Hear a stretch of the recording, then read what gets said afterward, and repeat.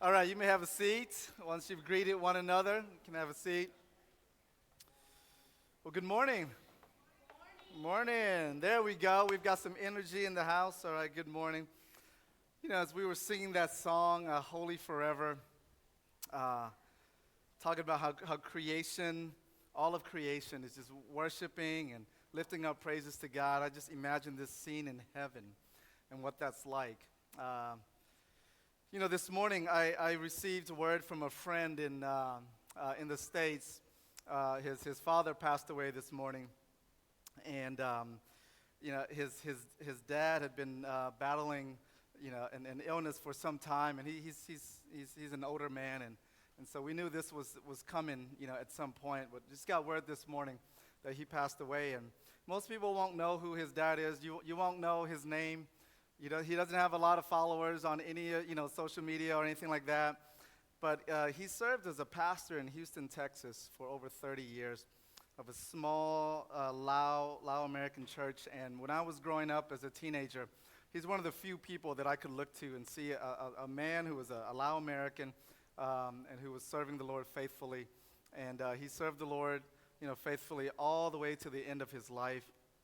And so as we were singing that song this morning, Holy Forever, and I'm imagining a scene in heaven. I'm just imagining what it's like for him at this moment. Like he's the Lord and Savior that he's been serving faithfully for so many decades. His faith is now sight, and he's now in the presence of Jesus. And as amazing as it is, as we sit here this morning and as we lift up praises to God, I'm just imagining what it's like to be in the very presence of God and praising Him. And so, thank you, worship team, for leading in that song. And just a neat reminder of what we have to look forward to when we're in the very presence of God. All right. Before we begin, I want to ask for prayer.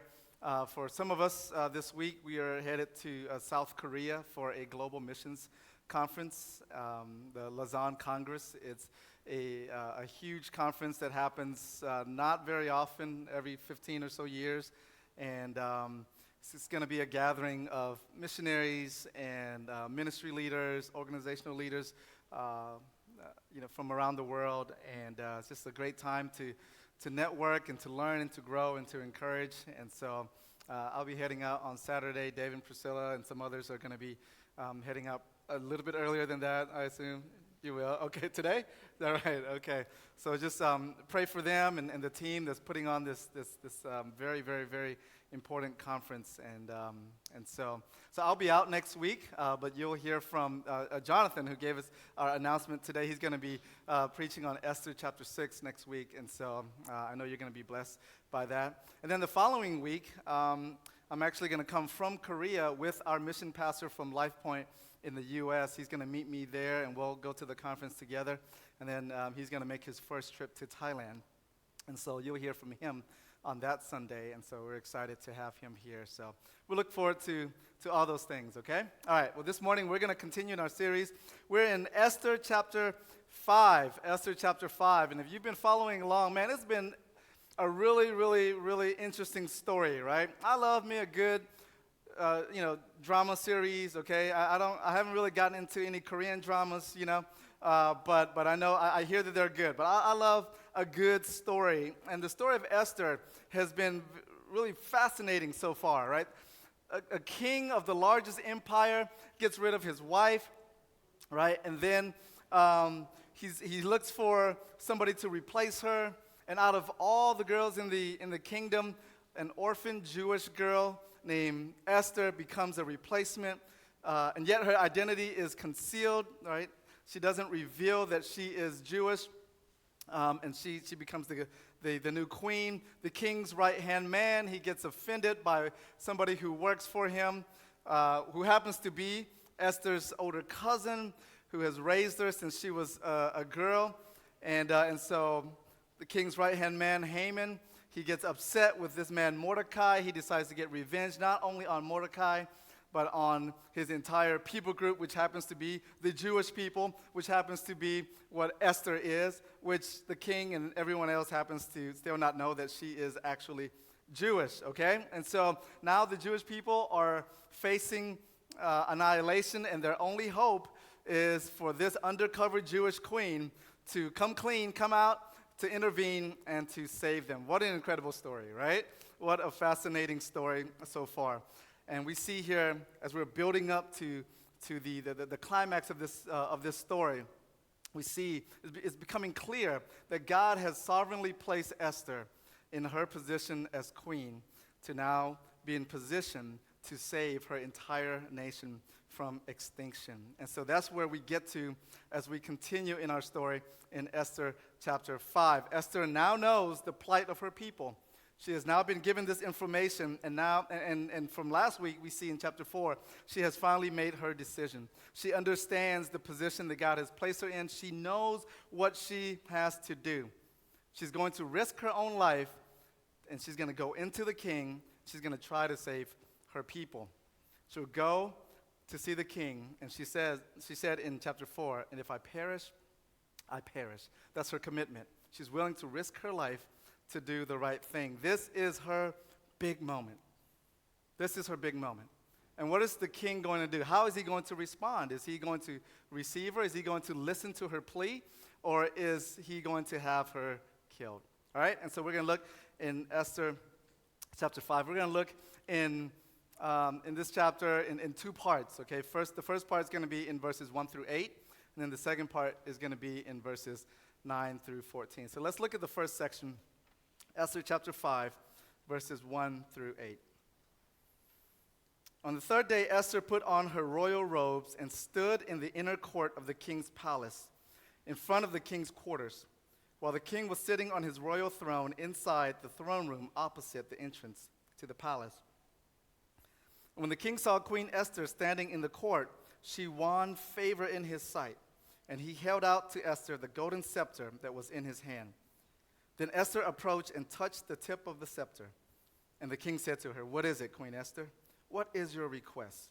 It shall be given to you, even to the half of my kingdom."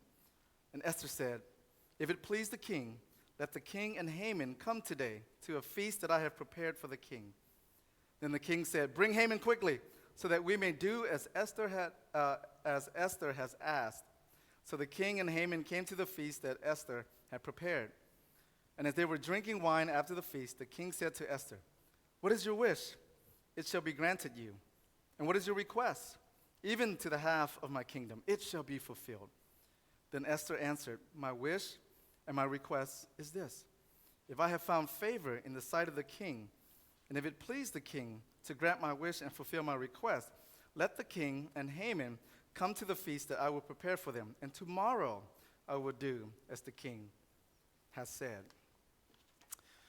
All right. It's like it built up to this big moment, and then it just keeps delaying, right? like what is going on here? All right. So I want us to look at this chapter again in two parts. And the first part that we looked at, the first half, I want us to look at Esther's plan. Esther's plan, and that's our first point today. We're going to look at Esther's plan, okay?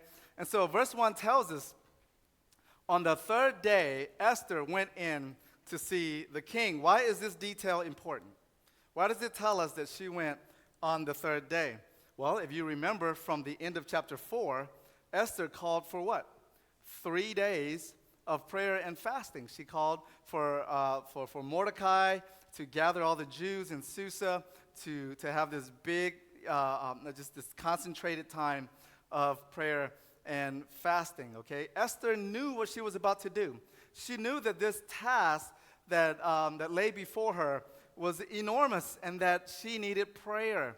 She needed guidance. She needed to seek not only strength and boldness, but also wisdom from the Lord. She knew that she needed to know what the plan was going to be. Lord, how exactly do you want me to do this? Right? What next steps do I need to take? There are going to be moments in our lives where before we can take our first next steps, it's going to require us to go to the Lord in prayer and fasting. And in fact, really, that should be all of our first steps before we do anything, right? There are going to be times where we don't need to move forward until we have heard from the Lord. There are things that God's calling us to do that we need to hear from Him. Esther needed a game plan from God. And she sought that game plan. She sought that strategy. She sought those next steps in 3 days of prayer and of fasting. All right? And so after 3 days of fasting and prayer, she finally went in to see the king. I want you to notice something here as we think about this first part of the story and as we highlight this idea that Esther went in with a plan. I want us to see that she did not go in unprepared. She didn't just say to Mordecai, okay, sounds good, Mordecai. I know what I need to do. And you know what? I'm not sure what I'm going to say. I'll just figure it out when I get there. She didn't go in there and say, you know, well, whatever comes to my mind at the moment, I think that's what I'll do. She didn't go in there and say, you know, I'm just going to wing it. Whatever I feel in that moment, that's what I'm going to do. No, Esther had a clear plan, and she had a strategy, all right? It's important for us to be prepared, all right? Sometimes, you know, we think of these two things of being prepared and being led by the Spirit. We think those two things are mutually exclusive. No, God can also work through our planning and through our preparation.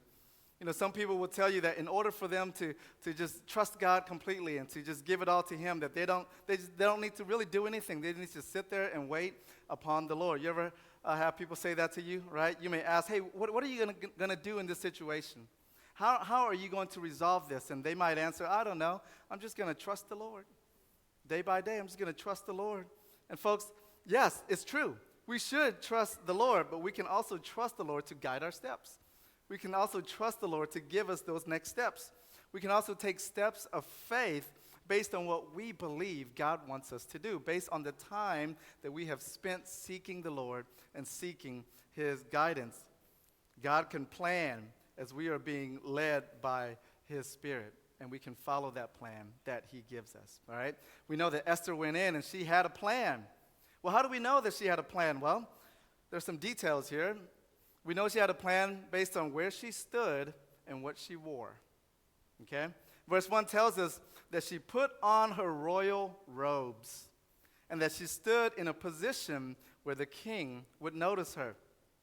Remember the law. Remember why this was such a dangerous assignment. The law says that anyone who approached the king without being summoned, without being welcomed, would face execution.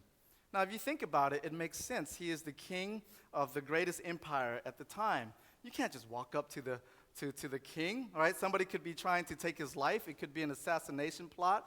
We read in chapter 3 that has already, Mordecai already spoiled an assassination plot. All right, how many of you in this room, how many of you could walk into the prime minister's office right now, unannounced, and say, hey, how's it going? Very few people in the world can do that, right? Whether it's a prime minister, whether it's a president, or a leader of any country, right? Most of us would not be able to do that without first having to go through some heavy security. So this is what was going on here, right? We know that there was a law that says that you could not approach the king, even if you are the queen. And so what did Esther do? She was strategic. She had a plan. She didn't just get up that day with whatever she was wearing, and just waltz right in, okay? No, she put on her royal robe so that she would be easily recognized as the queen. So this wasn't just some crazy fan, some crazy lady coming in, walking in while the king is on his throne. And then she also placed herself in a position where he could see her, but at the same time, it wasn't disturbing what was going on in that room. The fact that the king was sitting on his throne tells us that he was probably conducting some kind of business, okay? He didn't just sit on his throne all day, okay? He sat on his throne to conduct some kind of kingly business. So he was in the middle of some kind of meeting, okay? Some kind of kingly meeting, and she positions herself in a place where he would notice her, but it would not interrupt what was going on. So she had a plan to be recognizable and yet to go in quietly. But again, all of this was still risky. We're talking about King Ahasuerus here. We're talking about King Xerxes the Great. We know what he had already done to Queen Vashti for just not coming to the party when he called her, okay? Also, we know from history just other incidences of this king and how he had this short fuse and how, man, maybe there were some loose screws in there, okay? Greek historian Herodotus tells us that one time when King Xerxes went on a military campaign against Greece, he marched the army forward, and they were supposed to go over this body of water, the strait called Hellespont, and they were supposed to go over, and these two bridges had been built ahead of time for them to be able to cross over this body of water and to go and attack Greece. Well, a storm came at that time, and it blew down the two bridges. And so they were unable to cross this body of water. Their campaign was ruined. They couldn't move forward. Well, Xerxes, Ahasuerus, he just sort of went nuts, okay? He became so enraged that he ordered his soldiers, check this out, okay? He ordered his soldiers to get in the water and just beat the water, like to punish the water, okay? He was like, and they whipped the water 300 times while cursing the water because he was so mad. Okay, this dude's he's a little crazy, okay? Not only that, he came back, he found the engineers who built the bridge, and he executed all of them, okay? This is the guy that Esther is going in to see, okay? So what kind of mood would he be in, all right? He was a guy who was impulsive. He was a guy who was a little bit crazy. So, is he going to receive her, or is he going to have her killed? So she goes in. Verse 2 tells us that when the king saw Queen Esther standing in the court, she won favor in his sight. Whew, right? Okay, all right. She won favor in his sight. He held out to Esther that golden scepter that was in his hand. So he welcomed her. All right, first part of the plan. All right, so far, so good. I believe that God gave Esther wisdom in this situation. Remember, 3 days spent in prayer and fasting. I believe that God gave Esther wisdom. I believe that God guided Esther in what to do, how to do it, put on her royal robes, go stand in this position, how to approach the king. I also believe that God directed the king's heart to be favorable towards Esther. Remember, I told you several weeks ago that I believe that God directed the king's heart to choose Esther as his queen. I also believe that in this moment, God directed the king's heart to not have Esther killed in that moment, but to receive her with favor. The king was in the middle of his meeting. He stops what he's doing. He extends his golden scepter out to Esther. She's in the clear. She's not in danger anymore. And so then he asks her, "What is it, my queen? What is your request?" He knows that she's here to make some kind of request. And he says, "I will give you anything." This is how much favor he had. This is the kind of mood he was in at the time. He was in such a good mood. Remember, he has not seen his queen Esther for over 30 days. She shows up, interrupts the meeting. She's, in her royal robe, and he says he's in such a good mood that he says, what do you want, Esther? I will give you anything. I'll give you up to half my kingdom. Here's her moment. What is she going to say? What is her next move? This is where Esther could have just come out in that moment, right? She could have just told him everything right then and there. She could have said, "King, first of all, I'm Jewish. Surprise, okay, I'm Jewish. Second of all, your right-hand man, Haman, guess what? He put out an edict to have my people annihilated." So you see, King, you see the situation I'm in. You see the predicament I'm in. So please, honey, could you take back that edict? She could have said that. She could have just came clean and said all that in that moment, but she didn't do that. That wasn't the plan. I believe that wasn't the plan that God gave her. That's what I would have done. I would think, look, my people are in danger. I've got an audience with the king now. Here's my chance. I'm just going to go ahead and this makes sense to me. But sometimes what makes sense to us isn't what God wants us to do. I believe that God gave Esther a plan, and part of that plan was this delay. We're reminded in Proverbs chapter 3, verses 5 through 6, we're reminded to trust in the Lord with all of our heart. You know this passage. And do not lean on your own understanding. In all your ways acknowledge him, and he will make straight your paths. That in all we do, we need to trust in the Lord. Sometimes we don't need to trust in our own heart, right? Because our heart can be deceiving. We need to trust in the Lord, and we don't need to lean on our own understanding, but on him. Esther had a plan from God, spent 3 days in prayer and fasting, and I believe this was the plan. These were the steps that God gave her. I don't believe that Esther got up there and then got nervous. Changed her plan. Give me another day. I don't think she did that. I think this was part of the plan. She trusted God's timing. See, sometimes we want to rush into things because it makes the most sense to us. It makes the most sense to us in our timing. But we need to seek the Lord and seek His timing. God is in no hurry. God's timing is perfect for His purposes. God's timing will always result in Him receiving the maximum glory. And when we continue through this story, you will see how this delay is going to bring maximum glory to God. All the pieces of the puzzle so far in this story have not been put into place yet, but it's coming. And so this had to take place. Remember, Esther spent 3 days in prayer and fasting, and then she followed the Lord's plan.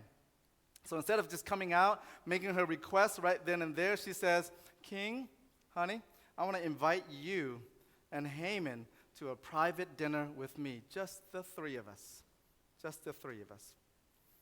This is how I know that Esther had a plan. This is how I know that she wasn't impulsive. This is how I know that she didn't just make it up as she was going, that it wasn't just, this moment got too big, and so now I'm going to, abort and, call an audible. This is how I know, because, you see, Esther had already prepared a banquet before she even went into the king. She had already cooked up, or had somebody cook up this great meal, this big feast. This was part of the plan all along. So they go to the banquet, the queen, the king, and Haman. And folks, this was an exclusive party, invite only. It doesn't get more VIP than the king, the queen, and one other person, right? So after some drinks, they're at this banquet that she invites them to in that moment, and the king is like, all right, Haman, let's go. Queen Esther has invited us, and they're having a good time. After some drinks, the king turns to Esther and says, okay, Esther, thanks for inviting us to this feast. What is it that you really want? What is really your request? Come on, I'll give you anything, even up to half of my kingdom. Again, Esther, here's your shot, right? Here's your moment. You've delayed it. Here's your moment. Tell him what you need. Verse 7, then Esther says, my wish and my request is this. If I have found favor in the sight of the king, and if it pleases the king to grant my wish and fulfill my request, let the king and Haman come to the feast that I will prepare for them tomorrow. Okay? And tomorrow I will do as the king has said. Oh, the suspense, right? Oh, man. All right? Instead of telling the king what she wants, what she really, really wants, right? Instead of telling the king her request, she leaves him hanging. And she invites him and Haman back for another banquet the next day.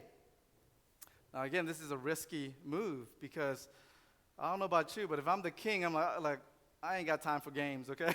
All right? Like, why are you just dragging this along? The king, remember, he was impulsive. This dude could have just flipped, right? He had favor for her at the moment, but this could have turned really bad, right? He could have gotten annoyed, but no. Again, I believe that she exercises wisdom that she received from the Lord out of 3 days of prayer and fasting here. Right, that this was part of the plan. This is part of the strategy that the Lord gave her.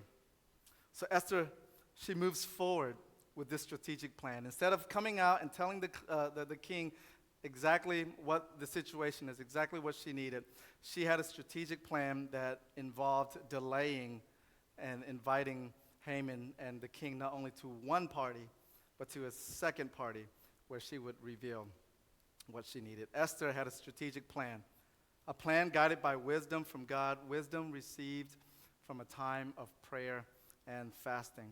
Church, may we take steps of obedience in the same way. As we move forward in taking steps of faith and taking steps of obedience to God, may we do it in the same way, planned and strategic, all right, well thought out. Yes, trusting in the Lord, not leaning on our own understanding, guided by wisdom from God, bathed in prayer and fasting, not rushed, not in haste, not according to our own timing, what we think is the right way or how things should work, but in humility and trusting in God's timing.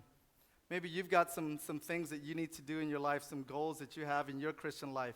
Maybe you say, I want to grow in my relationship with the Lord. That's great. You should desire those things, but how are you going to do that? What's your plan for growing in your relationship with the Lord? When are you going to spend time in prayer this week?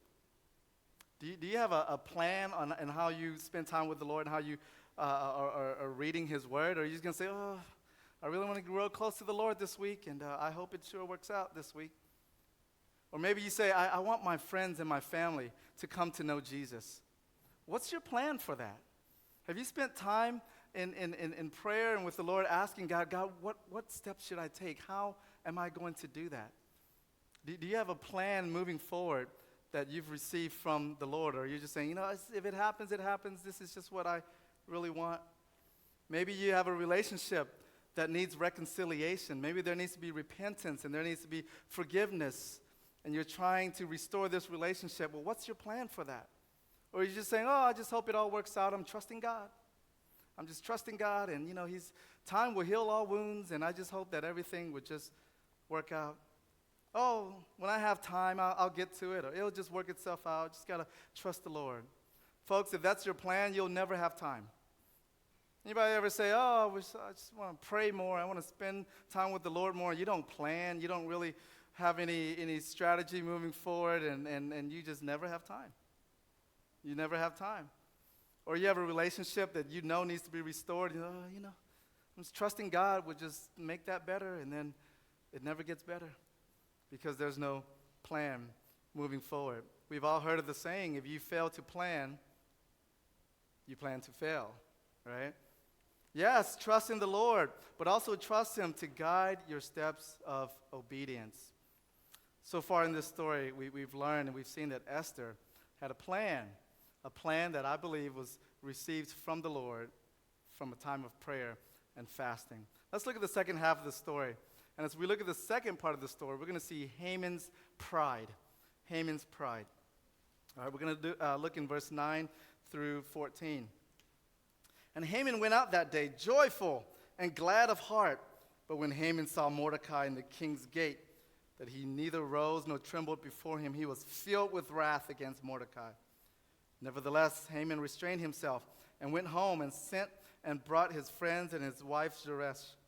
And Haman recounted to them the splendor of his riches, the number of his sons, all the promotions with which the king had honored him, and how he had advanced him above the officials and the servants of the king.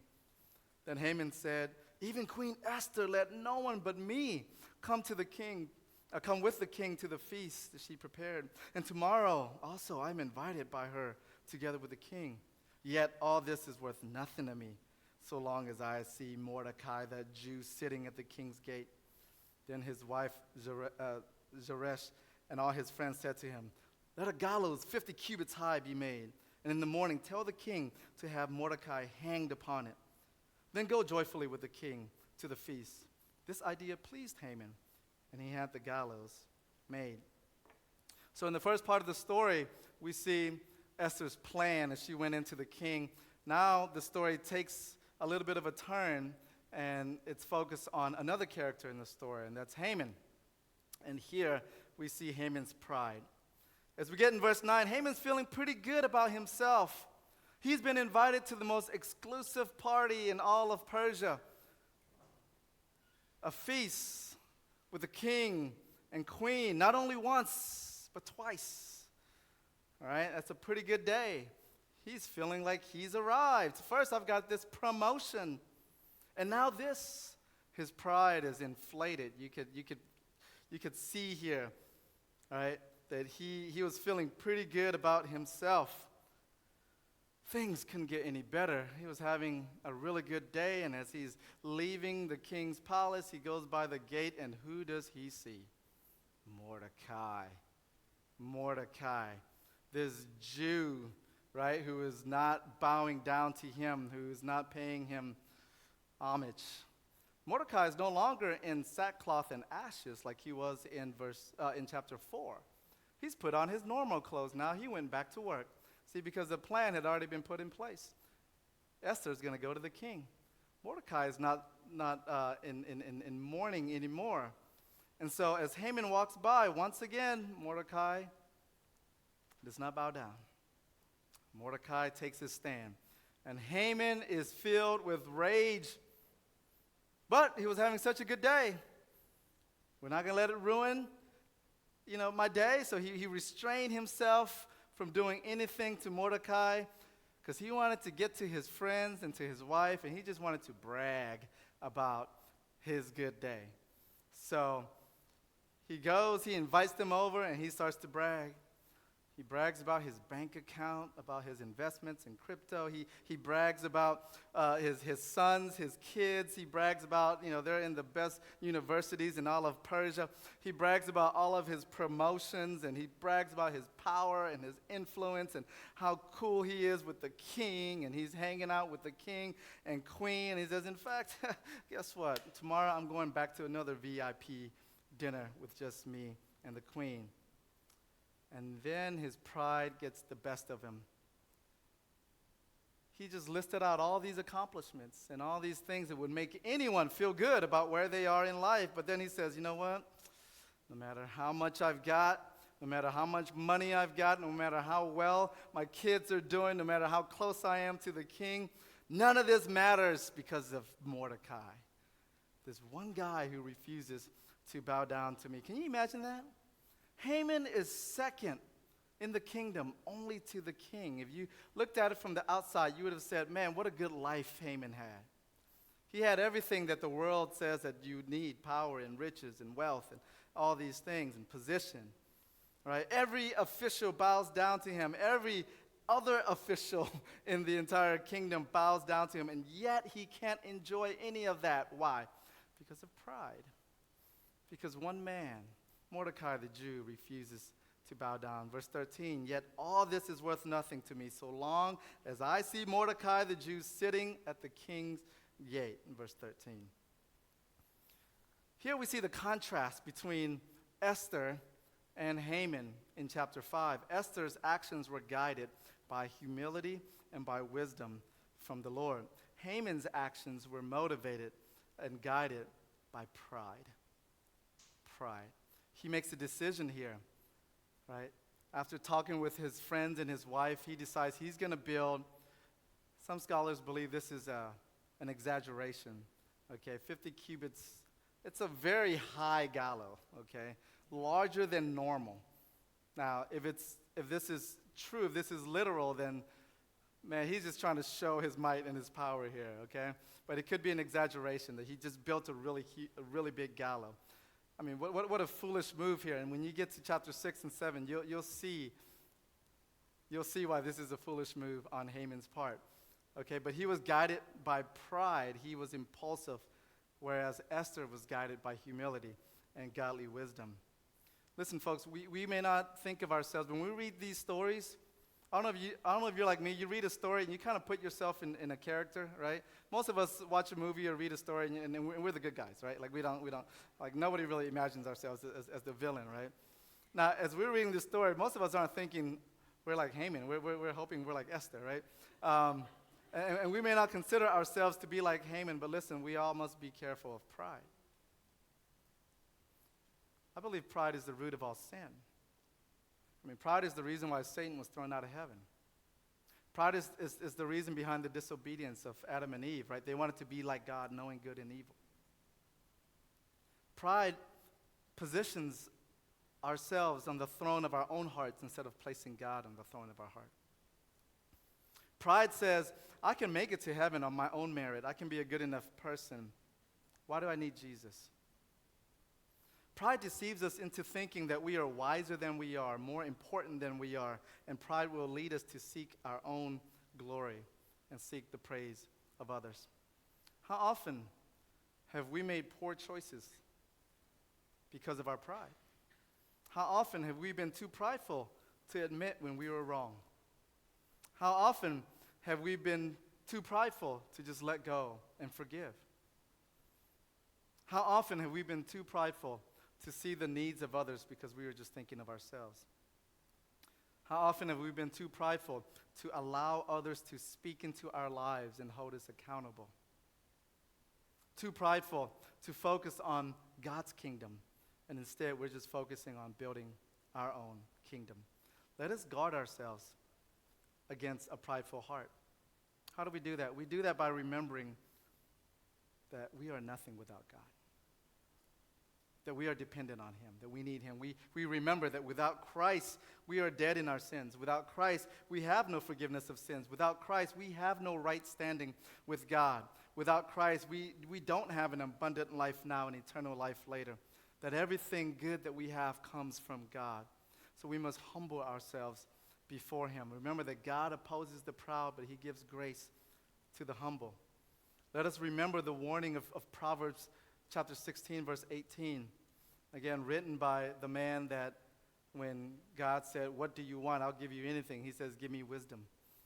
Considered the wisest man to have ever lived. This is what he wrote, Proverbs 16, verse 18. He said, "Pride goes before destruction, and a haughty spirit before a fall." Pride goes before destruction, and a haughty spirit before a fall. Some of us, we're just on that, we're on the cusp of destruction, of making some terrible choices because we can't let go of our pride. Haman was a perfect example of this. He was so prideful that he could not let go of what Mordecai was doing. He could not let Mordecai go unpunished. He couldn't even go the next day. He had a party to go to, exclusive VIP party with the king and queen. And yet he says, let's build these gallows, okay? And in the morning, before I go to my party, he has offended me so much, I'm going to see to it that he gets hanged, that he dies. I'm not going to wait for the 13th day of the 12th month of Adar, which the edict says that's the day when all the Jews are going to be annihilated. He said, no, tomorrow morning, this has to happen. This guy has to die now.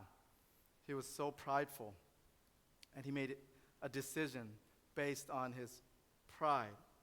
He was consumed by his own pride, and this drove him to his action. And we'll see in the next couple of weeks that will lead to his destruction, because pride goes before destruction. This morning as we close, I hope that we've seen a contrast between two characters in this story. The first half being Esther, and the second half being Haman. Esther was moved to action. She was moved to action, but she was guided by humility, wisdom from God after a time of prayer and fasting. May we look to Esther as an example of how we make our choices in our decisions, in our steps of faith, that we are guided by God, by humility, by wisdom, by the plan and the steps that God has given us.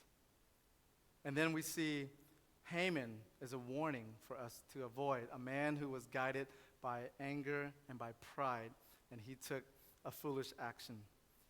So may we, again, look to Esther as an example, and look to Haman as an example to avoid, that we would try to stamp out any traces of pride in our own hearts, in our own lives, so that we do not end up